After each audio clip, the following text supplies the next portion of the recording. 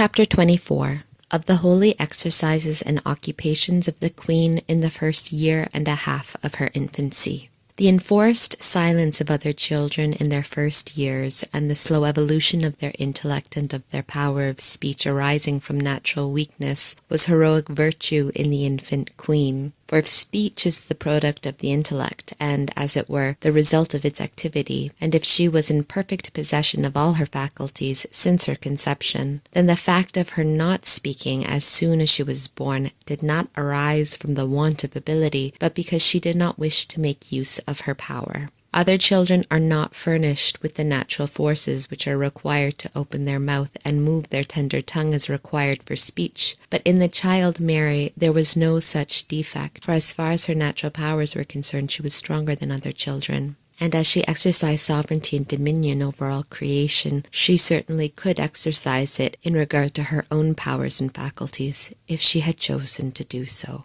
Her not speaking, therefore, was virtue and great perfection, which opportunely concealed her science and grace, and evaded the astonishment naturally caused by one speaking in infancy. Besides, if it is wonderful that one should speak who, according to the natural course, ought to be incapable of speech, I do not know whether it is not more wonderful that one who is able to speak from her birth should be silent for 1 year and a half.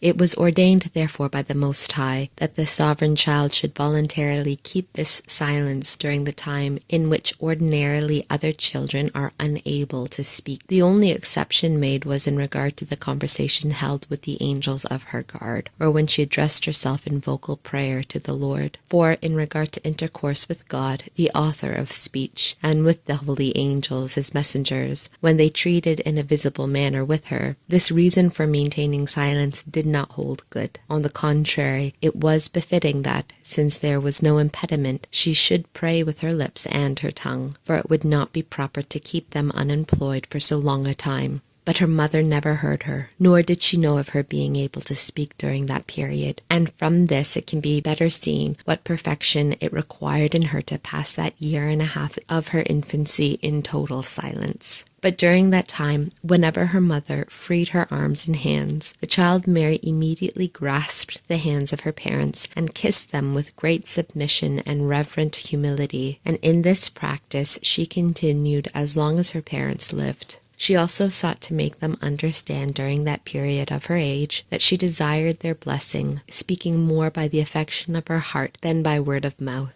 So great was her reverence for them that never did she fail in the least point concerning the honor and obedience due to them, nor did she cause them any trouble or annoyance, since she knew beforehand all their thoughts, and was anxious to fulfill them before they were made manifest. In all her actions and movements she was governed by the Holy Ghost, being perfect in all her actions. Yet her most ardent love was never satisfied, but she unceasingly renewed her fervent aspirations to emulate still greater gifts. The presence of the Most High continually preserved in this sovereign child the divine revelations and the intellectual visions. And if sometimes his providence suspended one kind of vision or enlightenment, she was enraptured by others. For from the clear vision of the divinity, which I have mentioned above, and which took place as soon as she was born and raised to heaven by the angels, number 332, she retained the images of what she had seen. Thus, coming from the wine cellar, where charity is set in order, her heart was wounded with love, and returning ever toward it in contemplation, she was again and again set afire, body and soul, in all her being. As her body was yet weak and tender, and this love strong as death, she soon felt the death pangs of love, of which she in her tenderness would have died had not the Almighty strengthened her, and preserved by a miracle the inferior part of her being and her natural life. Many times, however, the Lord permitted that this tender and virginal little body should be overcome by the violence of love, so that the holy angels might sustain her and comfort her in the fulfillment of the saying of the spouse, "Stay me up with flowers, because I languish with love." And this, the most noble kind of martyrdom, was 1,000 times repeated, and this heavenly lady, surpassing in it all the martyrs in merit, and also in sufferings. The pain of love is so sweet and attractive that the more it prevails, the more it is sought, and he who suffers it longs to hear him spoken of whom he loves, thus seeking to be cured by renewal of the wound. This most sweet deception serves to keep the soul in suspense between a painful life and a sweet death.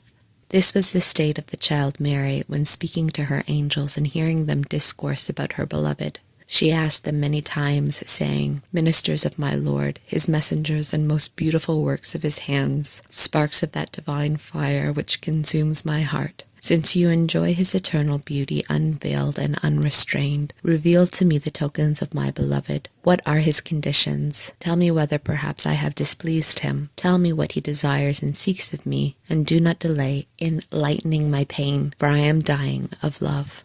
And the supernal spirits replied, "Spouse of the Most High, thy beloved is the only one, he that is for himself, who has no need of anything, but of whom all stand in need. He is infinite in his perfections, immense in his greatness, without limit in his power, ineffable in his wisdom, without measure in his goodness. He gives a beginning to all things without having a beginning himself. He governs the world without asking consent, preserves it without having need of it, sees the beauty of all creation without ever being comprehended in his beauty by anyone, and raises to blessedness by his beauty those who succeed in seeing him face to face. Infinite are, O Lady, the perfections of thy spouse. They exceed thy comprehension, and his high judgments are inscrutable to the creature. In such colloquies and many others, too high for our capacity, Most Holy Mary passed her infancy, conversing with the angels and the Most High, becoming more and more like to him. As her fervor and longing to see our highest good increased, being entirely enraptured in him, she was by the disposal of the Lord many times borne bodily by the hands of the angels to the empyrean heaven, where she enjoyed the presence of the divinity.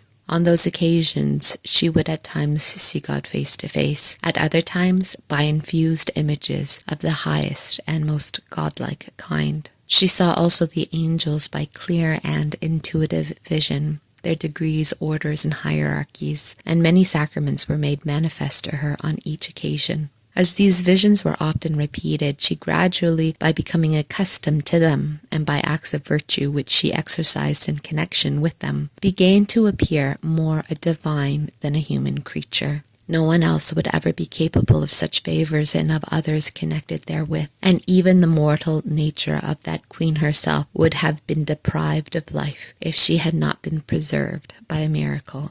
When in her childhood it was necessary to accept any service or benefit at the hands of her parents or of any other creature, she always received it with interior humility and thankfulness, beseeching the Lord to reward the good which they did in love toward her. Though she had attained such a high degree of sanctity, and though she was filled with the light of God and his mysteries, she nevertheless judged herself to be the least of all creatures, and whenever she made comparisons, she ascribed to herself the last place of all. Even of the nourishment necessary to sustain life, she considered herself unworthy, though she was the queen and mistress of all creation.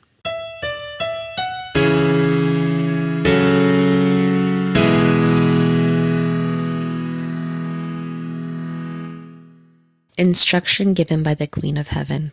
My daughter, he that received more ought to consider himself more needy, since his debt becomes so much the greater. All should humiliate themselves, since of themselves they are nothing, nor can they do anything or possess aught. On this account, they that are raised up by the hand of the Almighty should humiliate themselves as mere dust. For, left to themselves and to their nothingness and unworthiness, they should esteem themselves so much the more indebted and bound to thankfulness for that which by themselves they can never repay. Let man acknowledge its condition, for no one can say, I have made myself, I preserve myself in existence, I can prolong my life or postpone death. All his being and preservation is in the hands of the Lord. Let each one therefore humble himself in his presence. And thou, my dearest, do not forget these truths. I wish also that thou esteem as a great treasure the virtue of silence, which I have practiced from my birth. By the light which the Most High gave me, I was conversant with all the virtues, but I attached myself to this one with great predilection, resolving to adhere to it as a companion and as a friend during all my life. Therefore I kept it inviolate, although I could speak from the moment of my entrance into the world. To speak without moderation and forethought is a two-edged sword, which wounds both him that speaks and him that hears, and thus in two ways destroys charity or hinders it in all the virtues. From this thou canst understand how much God is offended by the vice of inconsiderate and loose talk, and how justly loquacity and the tumult of disputation estranges his spirit and veils his presence. For those that talk much cannot keep free from grievous sins. Only with God and with his saints one can speak with security, and even then it must be with forethought and discretion. With creatures it is very difficult to preserve the golden middle without danger of passing from the correct and necessary to the imperfect and superfluous. The way to avoid this danger is to tend continually toward the other extreme, striving rather to reflect and be silent. For the prudent medium of speaking only what is necessary is found more in reflection than in immoderate speech. Remember, my soul, that thou canst not disport thyself in self-sought conversation with creatures without relinquishing God in the secret interior of thy soul, and that which thou canst not do without impudence and insult in thy intercourse with other creatures, thou shouldst not do in thy dealings with thy Lord and the Lord of all.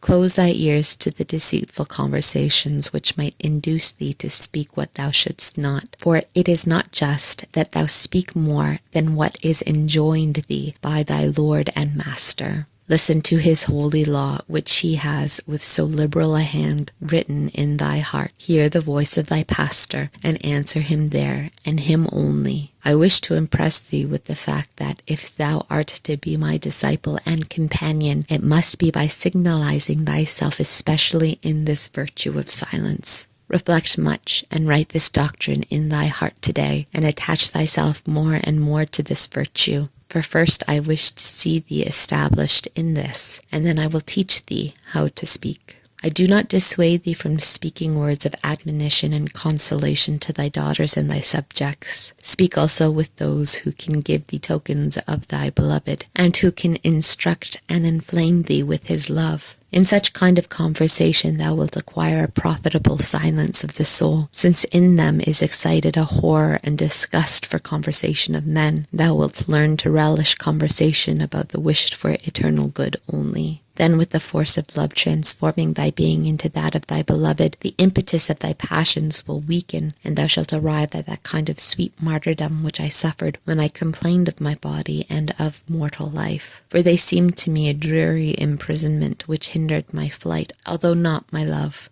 O my daughter, forget all the earthly things in the hiding place of thy silence, and imitate me with all thy fervor and all thy strength. For thus shalt thou arrive at that state to which thy spouse invites thee. There thou shalt hear the consoling words which sustained me in the pangs of my love. My dove, dilate thy heart, and give admission, my cherished one, to that sweet pain, for my heart is wounded by thy love. Thus the Lord spoke to me, and this thou thyself hast heard repeatedly, for to those that are alone and in silence does his majesty speak.